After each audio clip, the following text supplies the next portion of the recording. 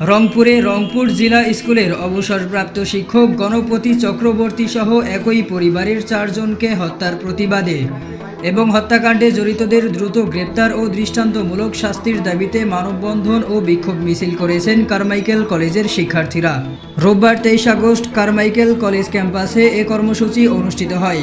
এতে ইংরেজি বিভাগের মাস্টার্স 2022-23 সেশনের শিক্ষার্থী আগামী চক্রবর্তী সহ একই পরিবারের 4 জনকে হত্যার ঘটনায় ক্ষোভ ও প্রতিবাদ জানান শিক্ষার্থীরা। মানববন্ধনে শিক্ষার্থীরা বলেন, একটি পরিবারের 4 জন মানুষকে নৃশংসভাবে হত্যার ঘটনা অত্যন্ত মর্মান্তিক ও উদ্বেগজনক। বিশেষ করে নিহতদের মধ্যে কারমাইকেল কলেজের সাবেক শিক্ষার্থী আগামী চক্রবর্তী থাকায় এ ঘটনায় কলেজের শিক্ষক শিক্ষার্থী ও সাধারণ শিক্ষার্থীদের মধ্যে গভীর শোক ও ক্ষোভের সৃষ্টি হয়েছে। তারা দ্রুত হত্যাকাণ্ডের রহস্য উদ্ঘাটন, জড়িতদের শনাক্ত করে গ্রেপ্তার এবং সুষ্ঠু তদন্তের মাধ্যমে দোষীদের সর্বোচ্চ শাস্তি নিশ্চিত করার দাবি জানান। পাশাপাশি ভবিষ্যতে এ ধরনের নির্মম হত্যাকাণ্ড যাতে আর না ঘটে সেজন্য আইন শৃঙ্খলা পরিস্থিতি জোরদারের আহ্বান জানান। মানববন্ধন শেষে শিক্ষার্থীরা একটি বিক্ষোভ মিছিল বের করেন।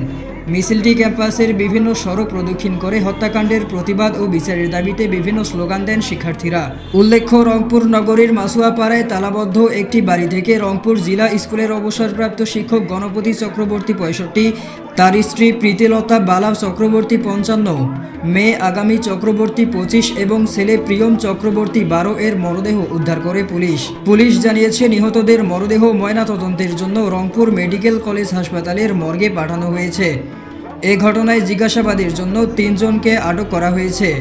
প্রাথমিকভাবে 4 জনকেই হত্যার আলামত পাওয়ার কথা জানিয়েছে পুলিশ। তবে হত্যাকাণ্ডের প্রকৃত কারণ ও উদ্দেশ্য এখনও নিশ্চিত হওয়া যায়নি। ঘটনাটি তদন্ত করছে আইন শৃঙ্খলা রক্ষাকারী বাহিনী। কারমাইকেল কলেজের শিক্ষার্থীদের দাবি, এই নির্মম হত্যাকাণ্ডের সঙ্গে জড়িত প্রত্যেককে আইনের আওতায় এনে দ্রুত দৃষ্টান্তমূলক শাস্তি নিশ্চিত করতে হবে। সম্মানিত শিক্ষার্থী ভাই বোনেরা, সম্মানিত রংপুরবাসী, আমরা আজকে এখানে উপস্থিত হয়েছি আমাদের কারমাইকেল কলেজের মাস্টার্সের 22-23 সেশনের শিক্ষার্থী আগামী চক্রবর্তী। আমরা তার সব পরিবারের হত্যার তীব্র নিন্দা জানাই। আমরা এই শান্তিপ্রিয় রংপুরে এর আগে কখনো এমন কোনো ঘটনা দেখিনি যে একই দিনে একই পরিবারের সকলকে হত্যা করা হয়। এরকম নৃশংস ঘটনা রংপুরের মাটিতে আমরা কল্পনাই করতে পারি না। এরকম ফুলের মতো মানুষগুলো, এই নিরাপরাধ মানুষগুলো রংপুর জেলা স্কুলের সাবেক ধর্মীয় শিক্ষক, যিনি সমাদৃত, যিনি একজন ভালো মানুষ হিসেবে পরিচিত, তাকে এই কিভাবে নৃশংসভাবে হত্যা করা হয় সেই কুলকিনারা আমরা এখনো খুঁজে পাই না। আমরা চাই রংপুরে এই অশান্ত পরিবেশ যারা তৈরি করছে, এই রংপুরে পরিবেশ যারা অশান্ত করছে, তাদেরকে আইন শৃঙ্খলা বাহিনী দ্রুত তাদেরকে হাত দেবে এবং তাদেরকে দৃষ্টান্তমূলক শাস্তি নিশ্চিত করবে বলে আমরা প্রত্যাশা করছি।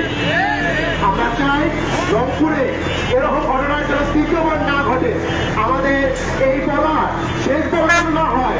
আমরা চাই রংপুরে এই বিচার যেন নিশ্চিত হয়। আমরা বারবার আবেদন করেছি, আমরা বারবার দেখেছি রাবিসা সহ যতবার আমরা বিচার দাবি করি ততবার কোনো না কোনো ভাবে আইনের সাক্ষ্য করিয়ে তারা বের হয়ে যায়। আমরা চাই না এভাবেও কোনো সমঝোতার মাধ্যমে এই দোষীগুলো আইনের পার্থক্য দিয়ে বের হয়ে যাও।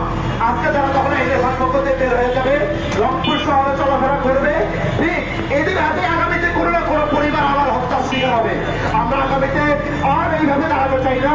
আমরা চাই না আমাদের কোনো বন্ধু বান্ধব, আমাদের কোনো পরিবার, আমাদের কোনো শিক্ষক এরকম নৃশংস হত্যার শিকার হোক।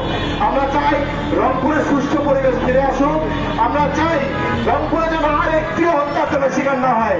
রংপুর যে অশান্ত পরিবেশ সৃষ্টি হয়েছে, ঠিক একদিন আগে কারমাইকেল কলেজের একজন শিক্ষার্থী অনাদায় চিন্তায় শিকার হয়েছে।